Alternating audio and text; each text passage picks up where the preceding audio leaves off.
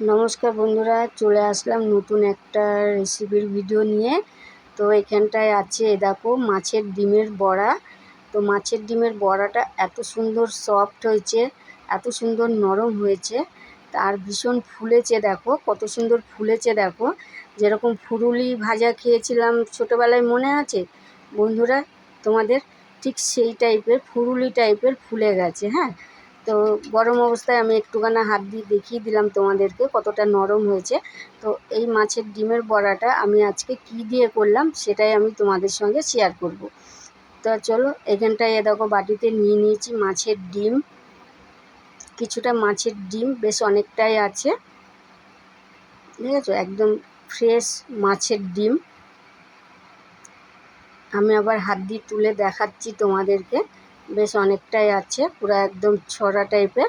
এখানে আছে কিছুটা মাছের তেল, আর একটা ফটকা বেরিয়েছিল, তো ফটকাটাকে আমি কেটে কেটে ছোট করে নিয়েছি, কেননা ফটকা অনেক সময় ফাটে তেলে দিলে পারে।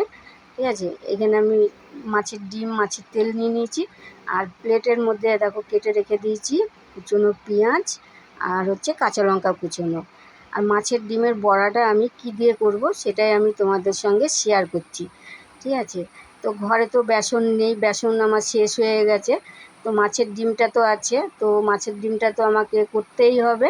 তো কি দিয়ে করছি চলো এক নজরে দেখে নিই আমরা সবাই মিলে।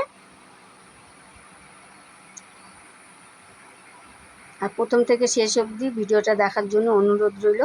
এরকম মিক্সির বাটির মধ্যে নিয়ে নিয়েছি আমি এক বাটি মুড়ি, ঠিক আছে। তা শুকনো মুড়ি আমি গুঁড়ো করে নেব, যাকে বলে মুড়ির ছাতু। মুড়ির ছাতু কিন্তু খেতে খুবই ভালো লাগে বন্ধুরা। তো এরকম মিক্সির বাটিতে আমি পেস্ট করে নিলাম মুড়ির ছাতু। তো মুড়ির ছাতুটা এবার আমি মাছের ডিমের সঙ্গে অ্যাড করে নেব, ঠিক আছে। একদম বেসনের কাজ করবে, বেসন নেই তো কি হয়েছে, মুড়ি আছে, মুড়ি গুঁড়ো করে মাছের ডিমের বড়া করব। তা চলো, মাছের ডিমের বড়া, মাছের ডিমের মধ্যে আমি দিয়ে দিলাম এইখানটাতে মুড়ির গুঁড়োগুলো। এবার আমি দিয়ে দেবো কাঁচা লঙ্কা কুচোনো আর পেঁয়াজ কুচোনো।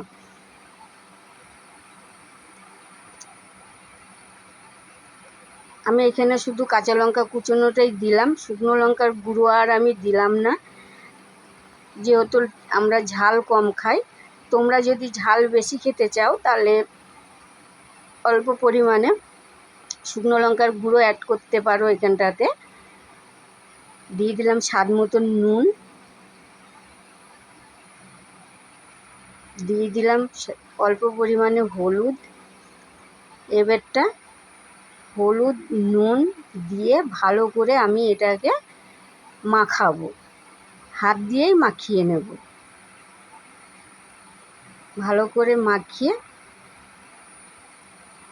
বেশ সুন্দর করে চটকিয়ে মাখিয়ে নেব, যাতে মুড়ির গুঁড়োটা একদম মিশে যায় মাছের ডিমের সাথে।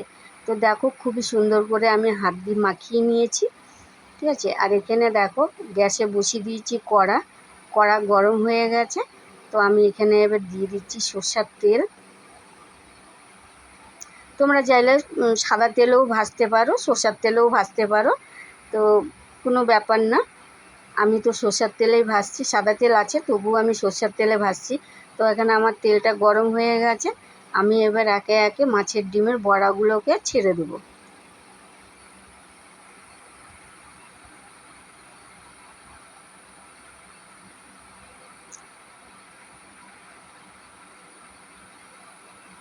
তা তোমরা অবশ্যই অবশ্যই বাড়িতে ট্রাই করে দেখবে মুড়ির গুঁড়ো দিয়ে মাছের ডিমের বড়া কত সুন্দর হয় খেতে, ঠিক আছে। এবার আমি এক পিঠ উল্টিয়ে দেবো, এক পিঠ হয়ে গেছে, আর এক পিঠ আমি উল্টিয়ে দেবো।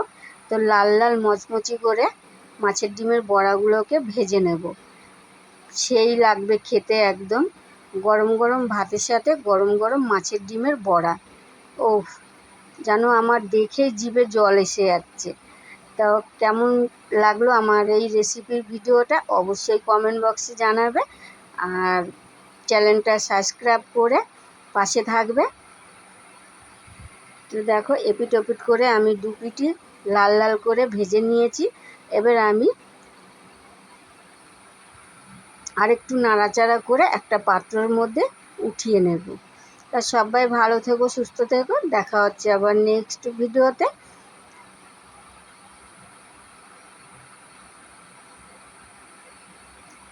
আর অবশ্যই কিন্তু মিস করবে না বন্ধুরা, পুরো ভিডিওটা দেখবে প্রথম থেকে শেষ অবধি।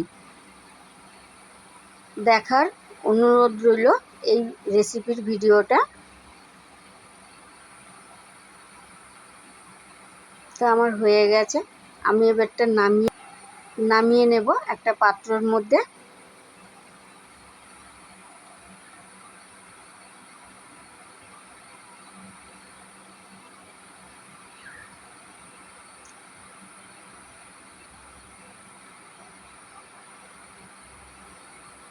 এত সুন্দর হয়েছে না, এত সুন্দর হয়েছে, বড়াগুলো দেখে খুব লোভ লাগছিল। ভাজতে ভাজতে আমিও একটা খেয়ে নিয়েছি।